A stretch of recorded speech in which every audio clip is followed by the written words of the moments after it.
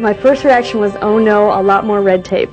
I do my project and then I have 20 pounds of paperwork to complete and 5 trees are dead. I felt like SEI was something that was like a thorn in my side that I had to do. It's going to add to our jobs. It's going to make it harder to produce something.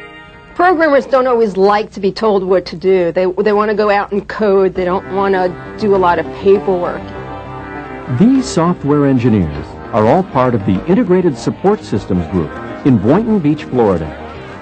They had plenty of reservations about software process, but in less than 1 year, they went from SEI Level 1 to Level 3.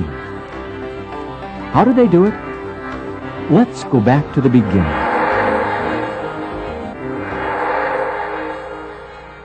The group started with just a few engineers who worked mainly on small projects. They wrote a lot of code and in a short time developed many of the systems that run the factory lines. They didn't have any formal process. Engineers just talked to each other if they had questions or problems. Hey Jim, how you doing? Hey Tony, what's up? But over a couple of years, the group grew. Projects became more complex, and the need for software process became apparent. There were problems planning and coordinating some projects. There was downtime in the factory and problems with orders. On one occasion, 1,200 factory orders were botched. Engineers that were on call really had a horrible time. A lot of times they would have to actually come into the factory in the middle of the night. I used to dread being on call because there would be several sleepless nights. It was hectic. It was nuts. And I called my pager my ball and chain to my desk because I felt like I was always at work. We had no control over the quality of the software that we were producing. Management decided it was time to take action. First, they defined a process, then put together a software engineering process group, or SEPG, to refine process and make it work. The SEPG was successful in getting engineers to think about process and speak some of the lingo, but many felt it was still too elaborate and they didn't use it. They designed it the best they could, handed it to us and said, here, do it. And a lot of people didn't do it. Very well suited for academia. When you tried to put that process into our organization, it bombed. It just didn't go anywhere. There was no ownership of the process. So therefore, it was just all talk and no action. Managers were then assigned the task of defining process. Their efforts also failed, but more elements were gradually falling into place. By this time, some engineers were using reviews, code walkthroughs, and test plans for their projects. But such procedures were not being used by everyone. We had a defined process, but it wasn't something that I guess the group itself had defined, so we didn't feel like we owned it. Finally, management turned to the engineers themselves to define their own process. We knew that something had to be done to make the process better. We really took it upon ourselves to make the changes. The key to making it work was putting it in the hands of the people.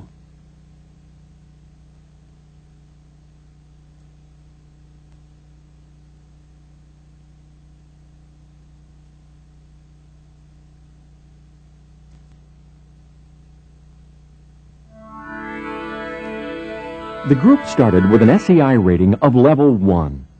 To begin the quest for Level 2, managers grouped the Level 2 questions into specific areas, and a team of engineers was assigned to each area. In all, there were 9 of these teams, called Change Agent Teams, or CAT teams for short. Reviews, process, reporting, estimation, systems, configuration management, testing, and software quality assurance. Each team was assigned a manager to act as a mentor and help with team questions and issues. Management also formed a CAT team of its own. The biggest fear was that everybody knew that, at the time we were already working, 40 plus hours a week, and depending on the projects you may be working, 50, 60 hours a week, and all of a sudden somebody comes along and tells you you have these other responsibilities along with doing your normal job. Engineers ranked what teams they were interested in, and most got their first pick. Each CAT team set up a roadmap outlining goals and strict deadlines. As a starting point, teams used whatever was in place in their area of process. They could leave it, enhance it, or try something entirely different. Team members researched their areas and met regularly among themselves and with management. Representatives of each team also met twice a month in group sessions called roundtables.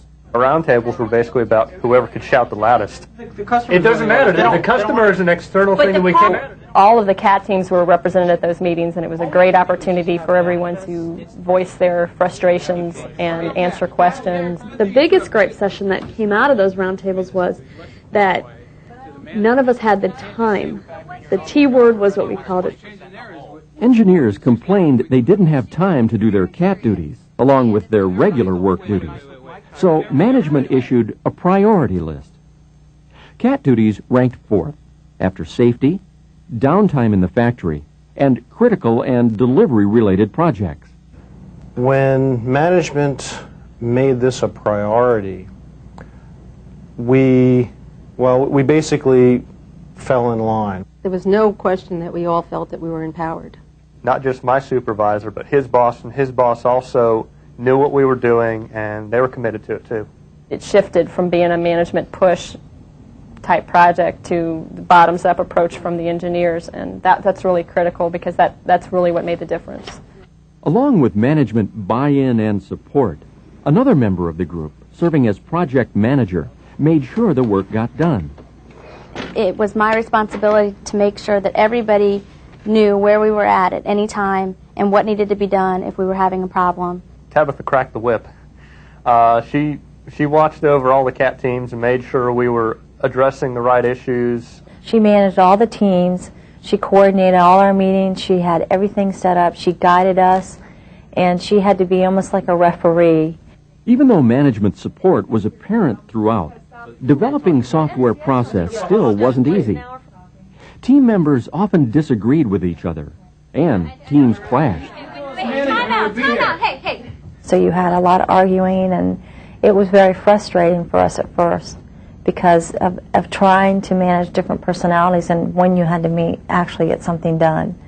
Gradually, CAT teams took the cumbersome process that had been in place and refined it to fit their needs. For example, the group didn't consciously choose a life cycle. What you do is you look at your organization and you say, how do we do our business? How do we currently react?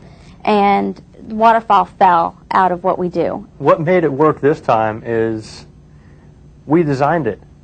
We found that people started getting the idea that, hey, I can make a change, I can make a difference, and it doesn't have to be a textbook way of doing it.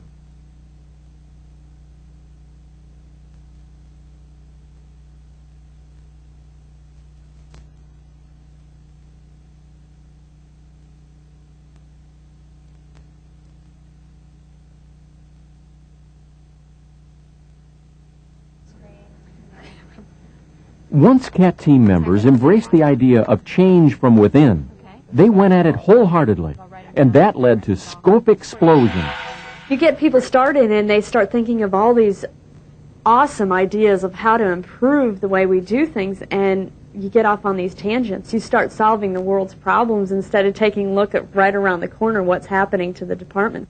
So we had to kind of take all of that excitement and not let it get out of hand in their individual CAT teams, but still accomplish what we had set out to accomplish. Some CAT teams made their work too complex. They wanted to create elaborate test environments or automate process phases before they were fully defined. Eventually, the engineers had to simplify their work in order to accomplish anything, and their final recommendations had to be approved by the entire organization before anything could be implemented. The result? A matrix similar to this one, defining the minimum process for a project, depending on its size. Projects were defined in 4 sizes, with a list of deliverables for each one. An emergency fix, something that needs to be fixed right away. A small project, which usually involves enhancing an existing system and lasts from 1 day to 6 weeks. A large project, which involves more people and more time, and a time-critical project, something that's hot and needs to be fixed in a specific time frame, regardless of what it takes. Instead of having one process for everything where you feel defeated because there's no way you can possibly do all of those steps, you had something defined that was tailored, that was customized just to meet your project's needs, and you could feel successful that I did that project and I followed the process the way that it's defined. We didn't follow a textbook. We didn't follow what someone else told us we had to do. We followed what we thought would work for us. Once a process was agreed upon, the next challenge was incorporating it into daily work habits. Initially, each CAT team tried to implement changes on its own, but that didn't work.